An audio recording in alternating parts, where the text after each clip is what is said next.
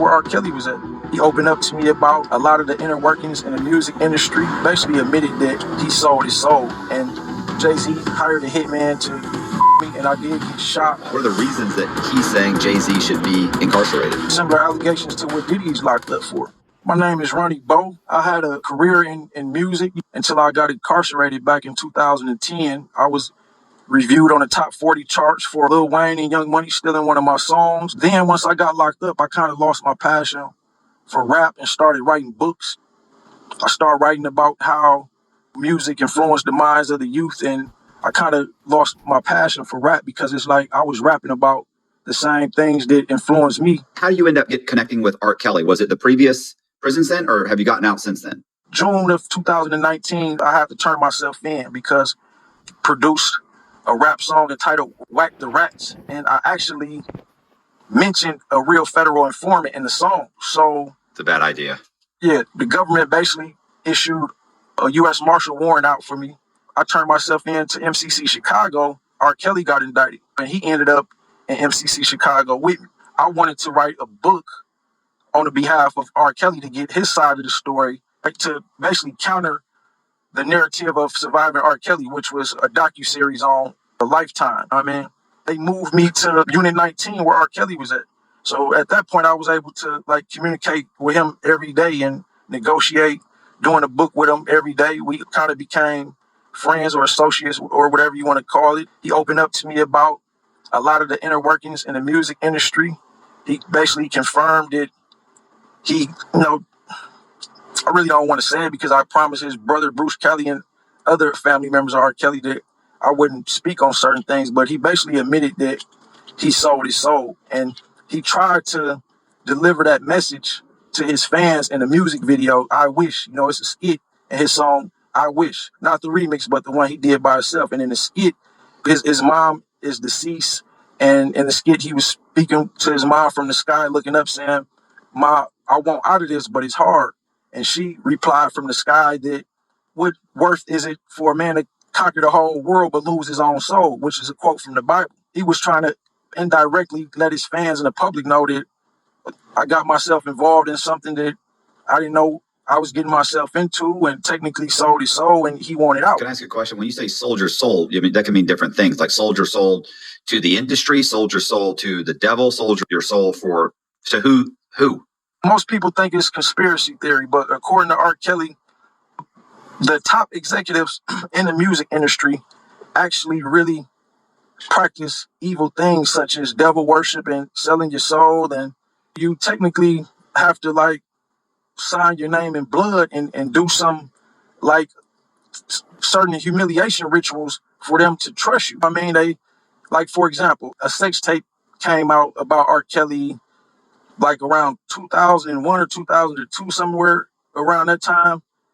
And he was allegedly on a sex tape with a 14-year-old girl that he was peeing on. Yeah. And I learned that was actually a humiliation ritual. They doped him. For example, Diddy has certain chemicals in his baby oil. You can rub this on somebody and they could get high from them. They can become sedated by this. And sometimes they might put something in your drink, or they could touch you with something or rub something on you, and you're not in your right mind. And then they have certain people who seduce you. I really don't want to say that he told me this himself because of certain reasons, but basically he had to do certain humiliation rituals, and he was sedated, so he didn't know what he was doing, but it was recorded. So the way that these executives work, they will have you do something like this, whether you're aware of what you're doing or not, and record it and say, well, if you don't comply with this agenda, then we will expose you to the public and ruin your life. We can lock you up. We can bring all type of lawsuits on you. We can take your catalog and basically ruin your whole life and your whole career. However, if you comply with us in this agenda, then we'll make sure you stay successful and at the top of your game. And despite what people believe about R. Kelly, but he tried to be a stand-up guy, and he didn't want to comply with certain things. Certain people like Jay-Z are in total compliance with these people. Diddy was in compliance with him. He was a federal informant, and he was conducting certain humiliation rituals and having other celebrities and artists do the same thing. And the moment he tried to step outside of the boundaries that they set for him and sued some very rich, powerful people, then it's like, okay, well, we put you in this position. Now we're going to show you we can take you out of this position. And they did the same thing with R. Kelly, basically. I wanted to, the Diddy thing, that the allegation is that he sued a liquor company that's actually owned by like BlackRock or something like that, or Yeah. And that upset them, and so they went after him, right? And what did R. Kelly do? Where you're saying he stepped out and said, "Hey, I'm not going to be a part of this." What was his specific thing? Did he do something specific, or did he just say, "I'm not going to be a part of this anymore"? Yeah, he didn't want to be a part of the behind the scene activities that go on in Hollywood, and he tried to be a stand up guy, as I just mentioned, and he basically didn't want to comply with the agenda, and then he went as far as, just like Diddy's situation.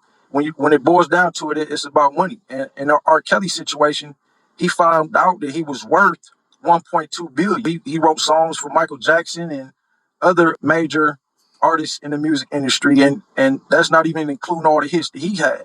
So he was basically the most valuable individual in the music industry at the time.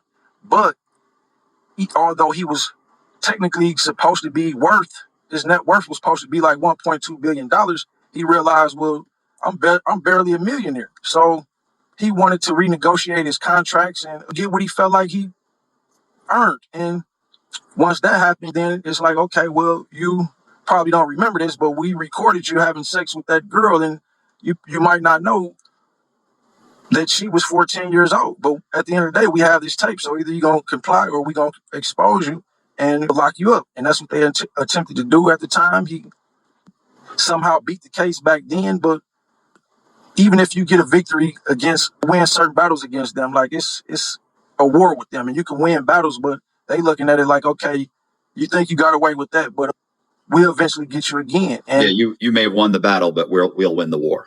Absolutely. And basically, that's exactly what happened. They started basically turning the public and his fans against him with all type of allegations, especially when the Surviving R. Kelly docuseries came out. They basically painted the picture that he was a monster and he abusing women and locking them in cages and basements and mistreating them. And so he lost the support of the public from that. And so once they saying that, well, you don't have nobody to support you anymore, people looking at you like you're a creep, a monster, now we can bring these charges upon and everybody gonna believe you guilty. The jury is likely gonna find you guilty because 9 times out of 10 they probably watch Surviving R. Kelly too. So in their minds, you're already guilty. So how long were you locked up with it? Did you end up writing this book? Did you end up writing the entire book? Like, what happened there? I mean, you're in the unit with him. How's that progressing? Like, are you guys meeting every day? You taking notes? Like, what happens with that?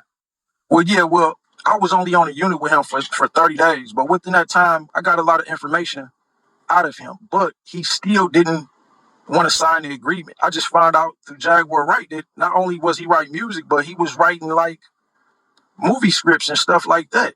And he told me basically, I want to write my own story, my own book.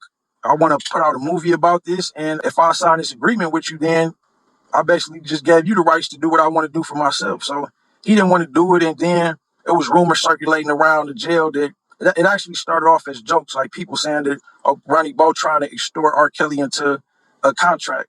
And then the joke became rumors, and then the rumors got to the correction officers and the security staff. So they started looking at me like, we got to watch you now. And they eventually separated me from Unit 19 where R. Kelly was at. And I went to Unit 23 and MCC Chicago, and we kind of lost touch, but I was still able to send him kites through certain people. He was able to send me kites through certain people. So we were still in communication, but it was difficult to communicate with him after that point because of the separation.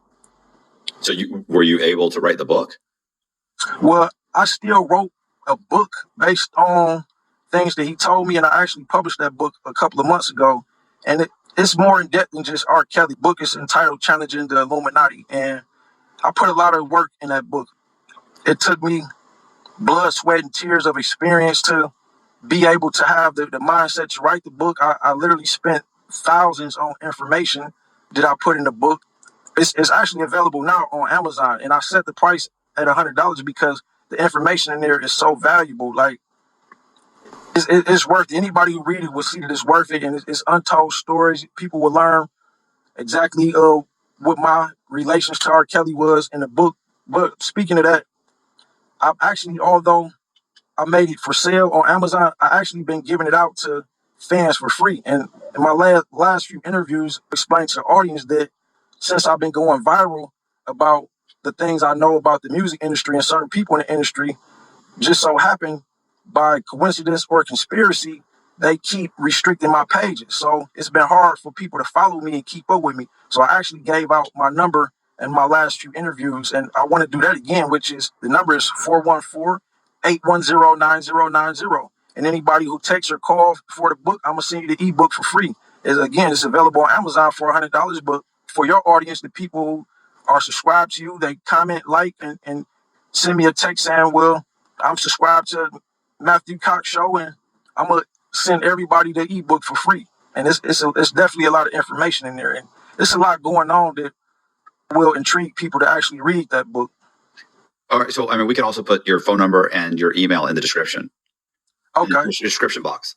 Did R. Kelly tell you anything about like Jay-Z? Like, how does the Jay-Z situation tie into this? Because I mean, I read the police report and I watched one of the other interviews, so I'm wondering about that.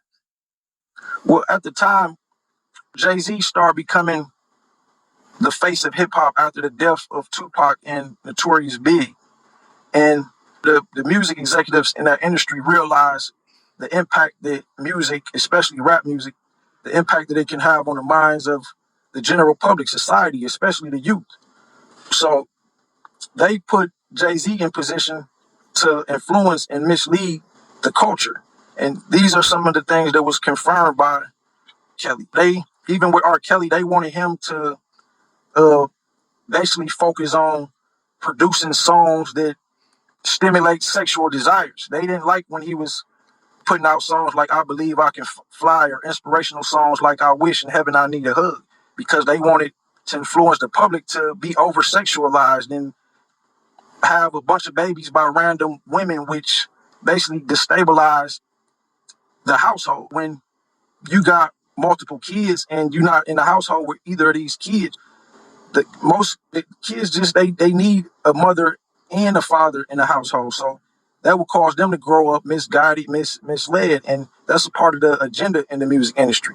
Now with Jay-Z, with him like glorifying the street lifestyle, selling drugs, being a major dope boy, and buying the most expensive brands, Cartiers and Cristal, the things that he was putting in his music, that type of stuff motivates the society to want to sell drugs, especially the urban culture, people who come from the inner cities, poverty, the ghetto, you call it. You know what I'm saying? Like, we look up to the dope boys. We want to be like them. And then that leads us to either prison or death. And that's the agenda. That's what they want the music to do to society.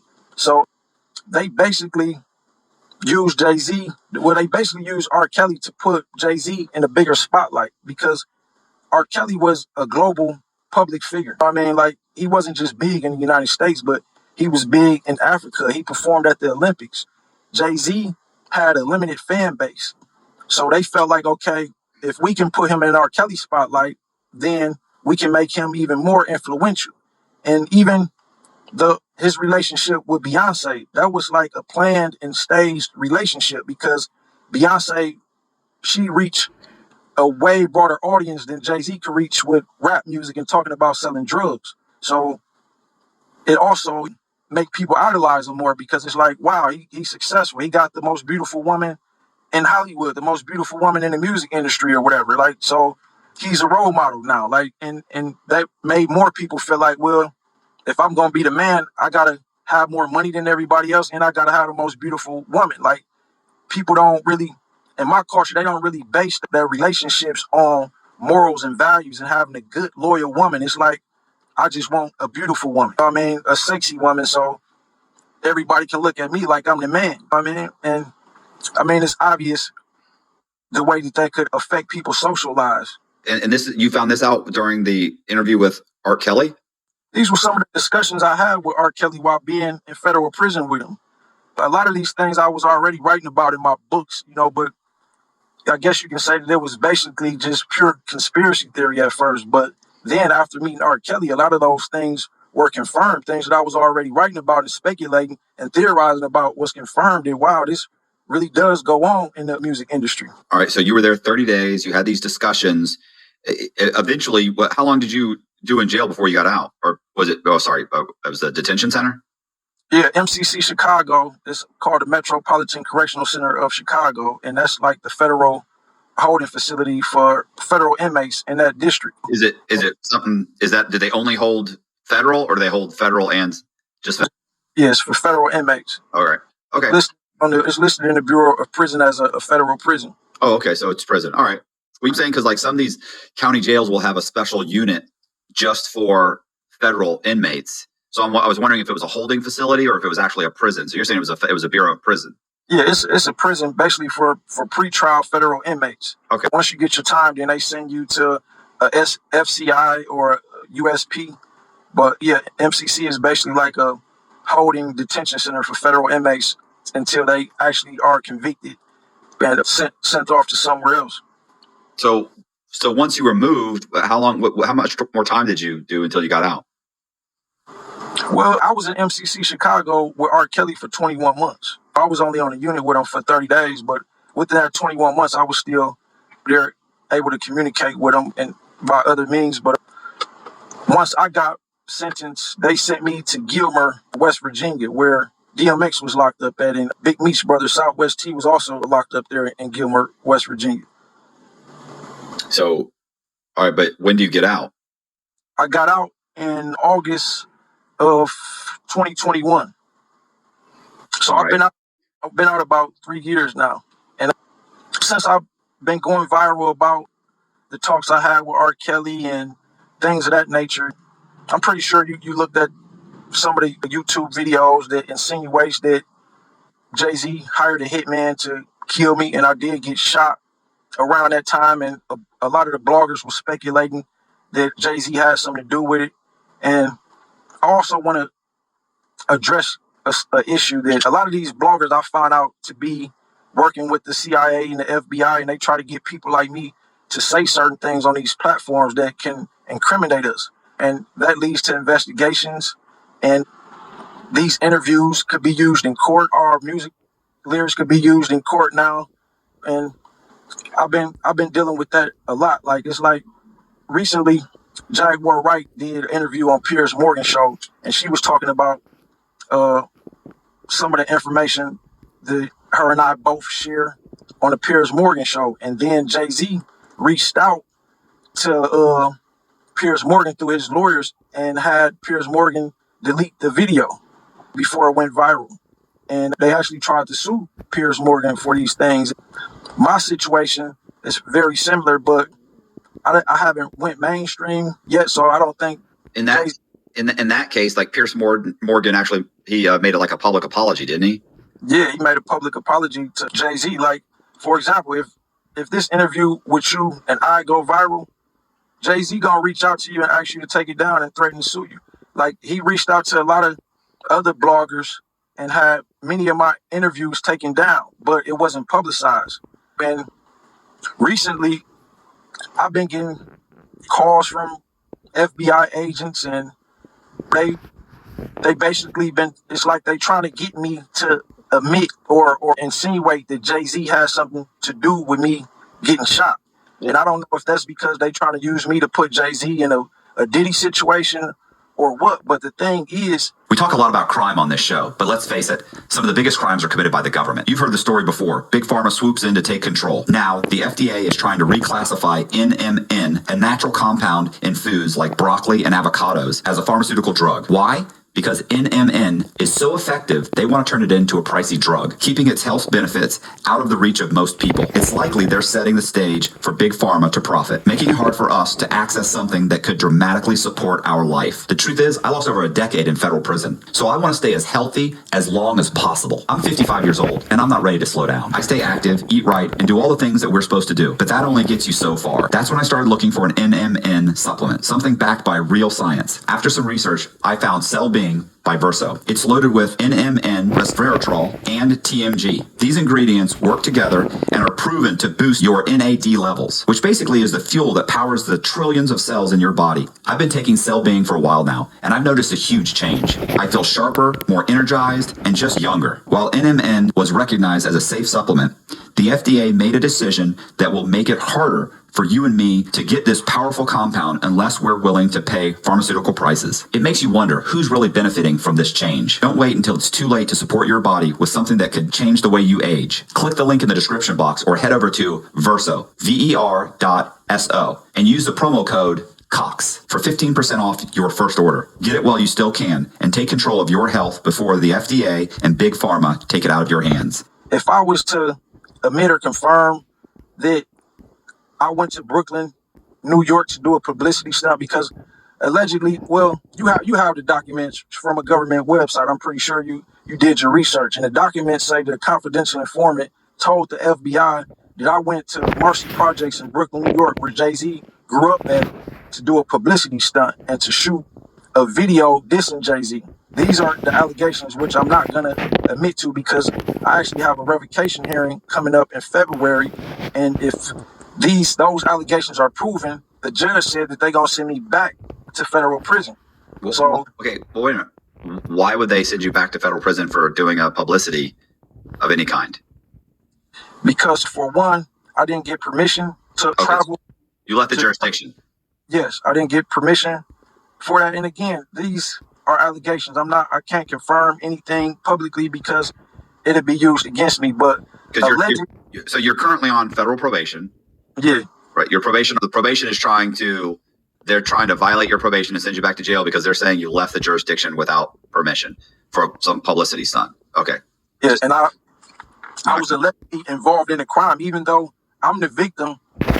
I was involved in a crime. Like I allegedly got shot in Marcy Projects, and allegedly the CS, the confidential informant, is trying to tie Jay-Z into it. He's saying that he found out that Tyron Smith, who was known as Ty, was Jay-Z's close associate, is the one who paid the assassin or the shooter to shoot me. So they trying to tie this back to Jay-Z and saying that Jay-Z is trying to get me killed for exposing the things that I revealed, which I learned from RKelly.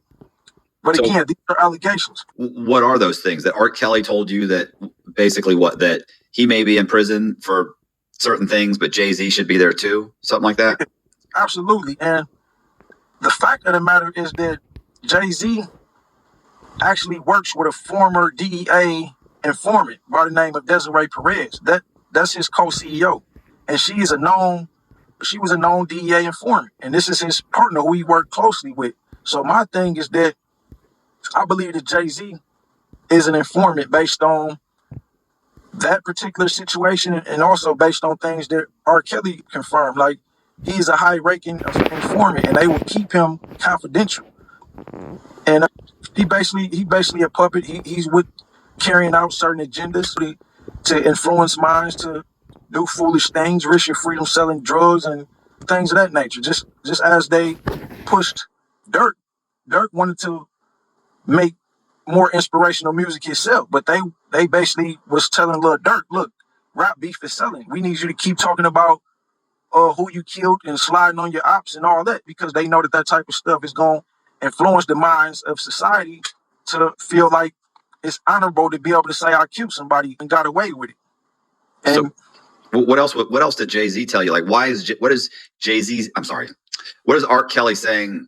What are the reasons that he's saying Jay-Z should be incarcerated specifically? Like, is there anything specific he was saying, or was it just a random statement like, yeah, I'm locked up, but Jay-Z should be too? Well, okay, for what?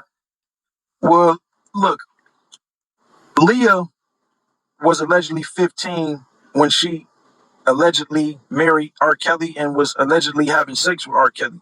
But it's like the public failed to realize or forgot that Jay-Z was also involved with Aaliyah while she was underage, and he was involved with Foxy Brown. One of his first biggest hits was with Foxy Brown, and she was 15 while Jay-Z was 27, and he was allegedly having sex with Foxy Brown while they were saying that R. Kelly was having sex with Aaliyah. And that incident, it just shows that R. Kelly's situation is bigger than him being a creep, because we learning that now that Diddy was a creep, Jay-Z was a creep, but it's reasons why Jay-Z not locked up. He's in compliance with the agenda, and they gonna keep him in position until they find somebody else that can take his place and lead the culture better than he could. And I feel like they doing that with Young Thug right now. Young Thug actually just basically beat his Rico, and when he came out with Rich Homie Quan, Young Thug was wearing dresses, wearing lipstick, getting his fingernails painted, and walking around like a bisexual or a gay man. And that's not supposed to be accepted in our culture. However, at this point now, the culture is looking at Young Thug like one of the biggest gangsters ever. So that's another agenda. I don't have nothing against gay people, but the LGBTQ community is established for a reason, and they getting all type of rights. It's really population control. Like, they don't want people having babies, so they feel like if they could make most of the population turn gay, then a man can't have a baby by another man. Right. So these are the kinds of things that you're saying about Jay-Z? I mean, not the dresses and everything, but I'm saying, so you were talking, these are the things that you were saying about Jay-Z, and that's the reason that the informant is saying he put a hit out on you?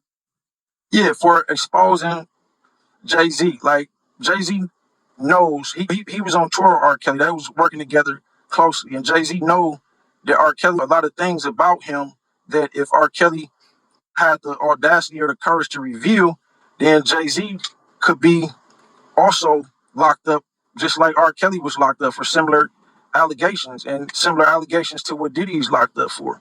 So it just indicates that it's the reason why Jay-Z is put in power. Like, even with the Super Bowl, he in charge of the entertainment for the Super Bowl. He could choose whatever artist he wants to headline the halftime show at the Super Bowl. And he was getting a lot of backlash for choosing Kendrick Lamar over Lil Wayne, because the Super Bowl is going to be in New Orleans this year. And Lil Wayne is from New Orleans, and Lil Wayne is one of the biggest artists in hip hop history. So the culture and the public felt like Lil Wayne should have been able to headline the Super Bowl, because either last year or the year before, they did the Super Bowl in California, and they let all California-based artists perform at the halftime show and headline the halftime show.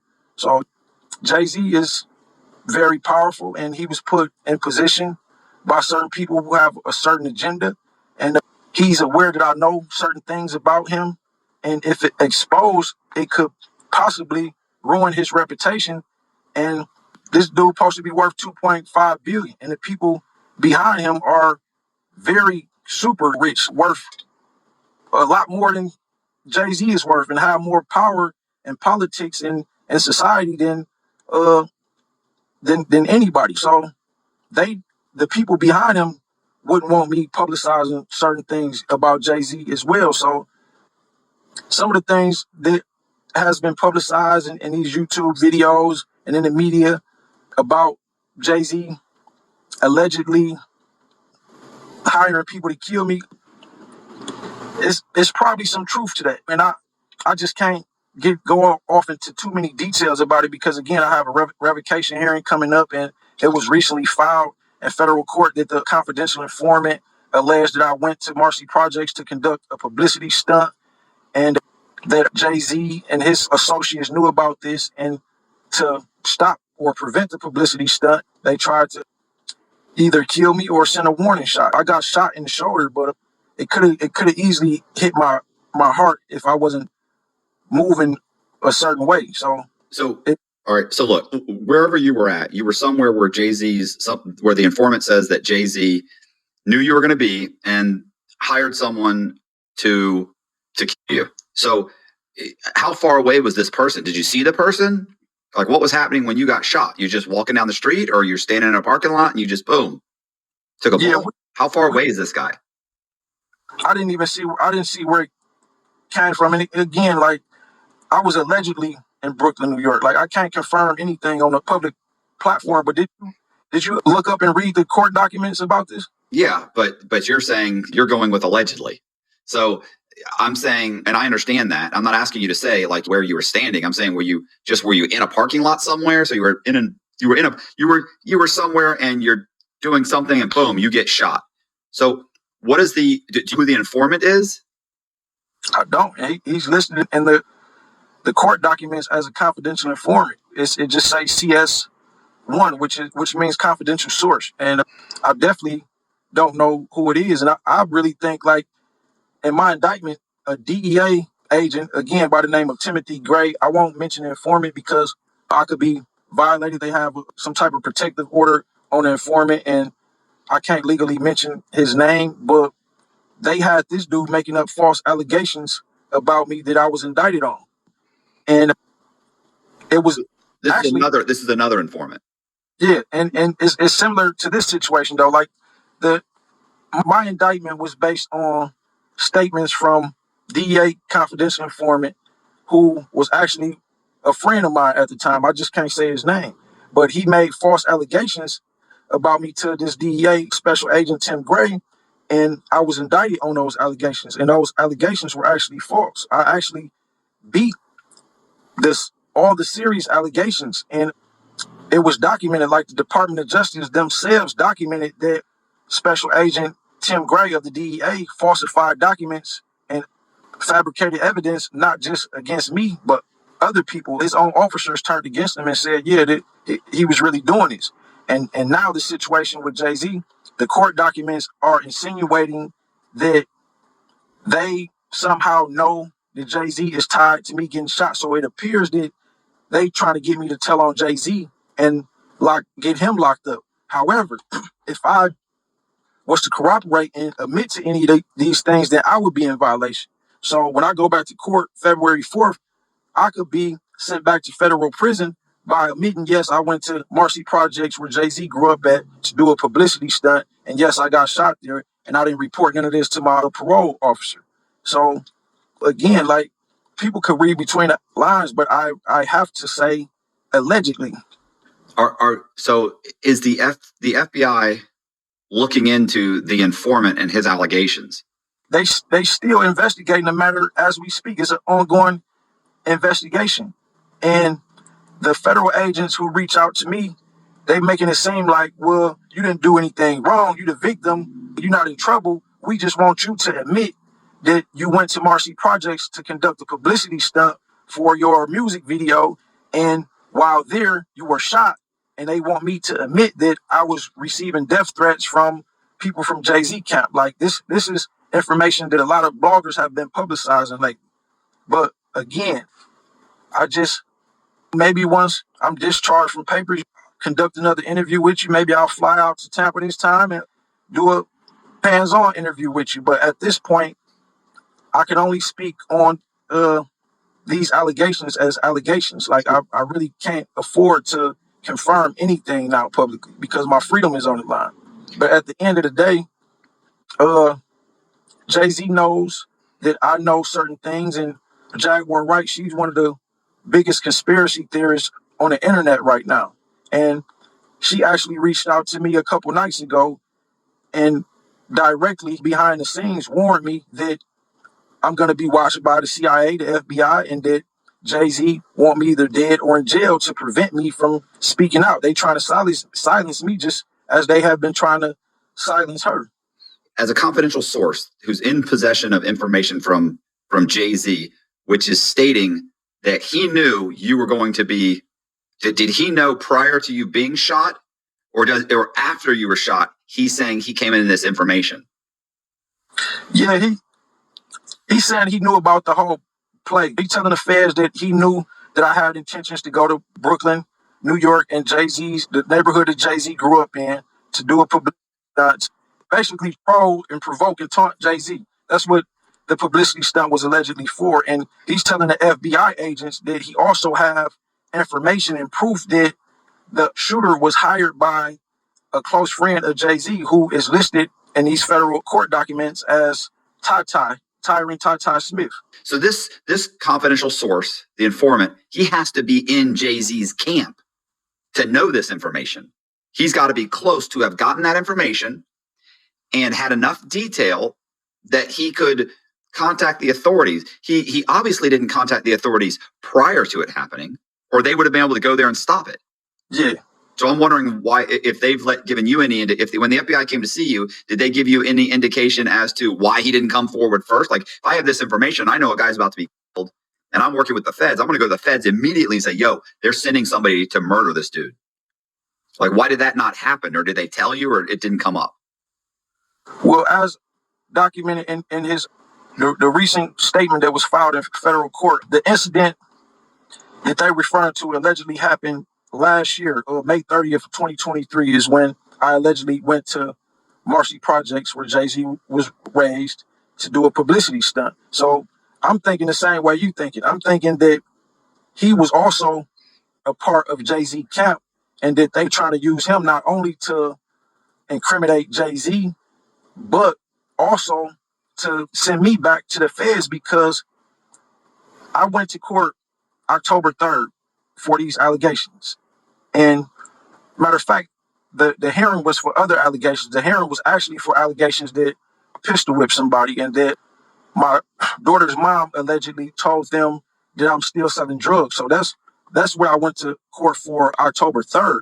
But after that, at the hearing, that is, the judge said, if you come back to court on February 4th, I'm going to give you 120 days. If you come back with any more allegations, then I have to send you back to the feds. So after that, that's when this confidential source supposedly went to federal authorities saying, well, I have allegations that he traveled outside of his jurisdiction to do a publicity stunt, and he was actually shot there. And he basically saying he knows who did it, as if he was a part of that circle, some part of Jay-Z circle.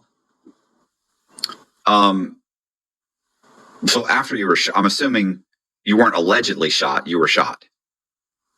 You were shot. You said you were shot in the shoulder. Like, I mean, did you go to the hospital? Yes. Why doesn't the hospital typically, when someone's been shot, notify the police? Well, see, I didn't go to a New York-based hospital for certain reasons. And as I stated in the court documents, I wasn't in Brooklyn. I have to stick to that story. I understand. And I didn't go. You don't have to get into that. Like, I'm just saying, in general, you did go to a hospital, and so they notified, the police were notified, but they couldn't. They didn't know about all this other stuff. So you just said, what? I was walking down the street and someone shot me. Basically. Okay. And so there's nobody to really look for. They write up a little report. That's it. It doesn't go anywhere. You can't give them any information because you don't have a clue who shot you.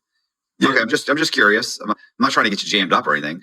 Okay. So I wonder where the FBI's investigation into this guy, like, this guy wouldn't have come forward and talked to them about this whole thing. He has to tell them how he knows the information.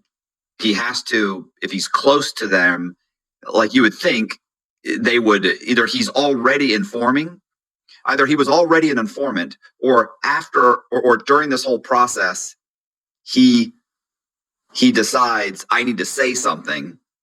And at some point you would think they would say, listen, like, if you feel like if he's not working with them already, they would definitely convince him to work for him. Because if you go and you tell the police something like this, you've already made the decision. I'm all in. I'm going to go to the authorities. I'm going to tell them exactly what happened. You have to know the authorities aren't going to say, hey, thanks, good citizen, and let you walk away. They're going to say, well, how do you do this?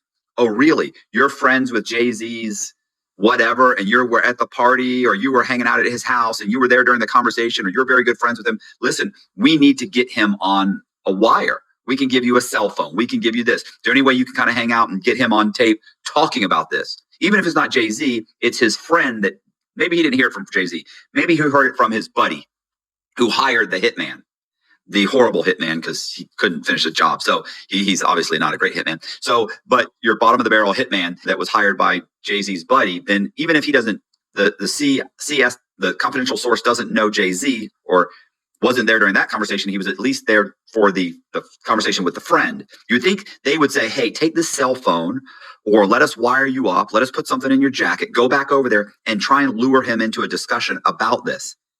Like that's just the normal course of action of how the authorities work. You go back over there, you're wired up. You say, hey, bro, what?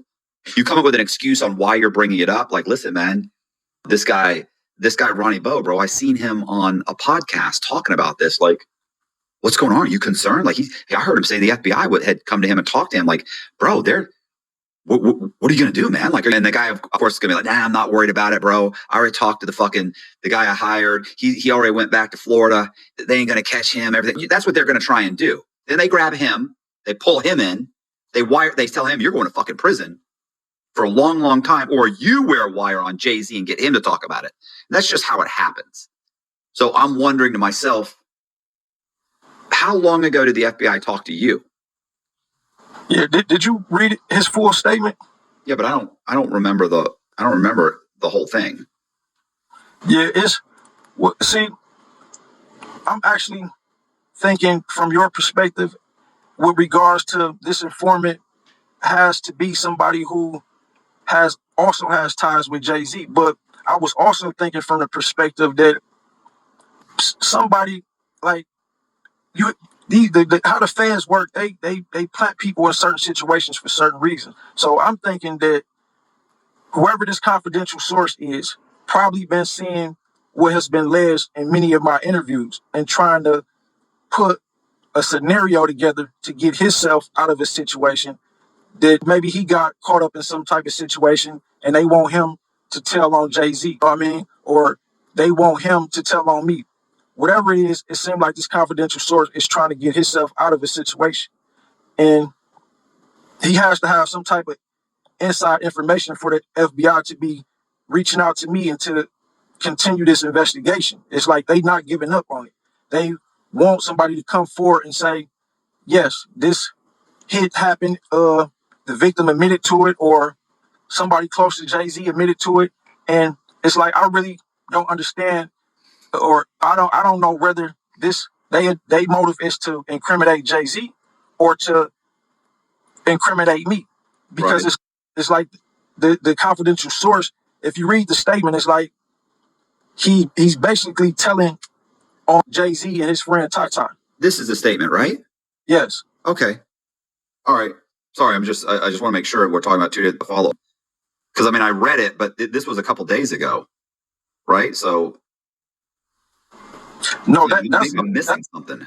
That's when I filed the statement. I had to file it on myself because the statement was actually confidential. Like it was under seal. So Okay. it was not supposed to be revealed because this is a confidential source. So when I filed to defend myself against these allegations, I'm showing what I'm defending myself against. And it's like, okay, your confidential source is apparently trying to incriminate Jay-Z, but if I admit to this, then I'm incriminating myself because I wasn't supposed to be in Brooklyn, New York, doing no publicity stuff. I didn't get permission from my probation officer to do this. And that's all they need to send me back to federal prison. And like I said in my original indictment, it was the same thing. Like there was a lot of false allegations that my indictment was based on. And now it's like they're trying to bring more allegations that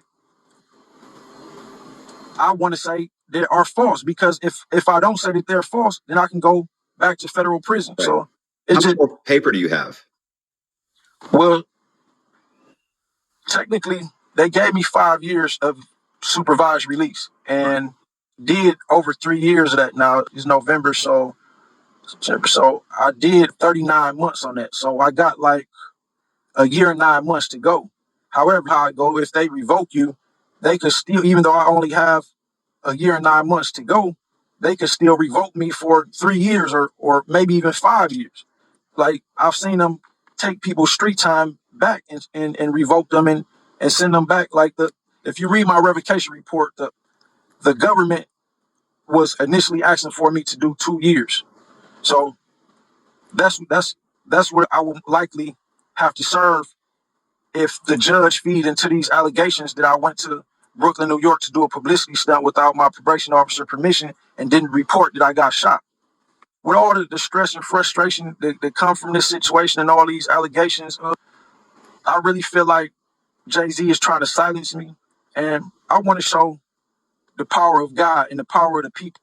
So that's why I'm giving out my phone number. I'm giving out free books. I'm trying to enlighten the public about people like Jay-Z who are put in place to mislead society, to mislead our culture. So I want people to basically stand with me against Jay-Z and whatever this agenda is. And if they read the book, it's some very valuable information in the book. It's very enlightening. And again, it's sold on Amazon for $100, but the people who contact me directly at my phone number, which is 414-810-9090, I'm gonna give out the information free.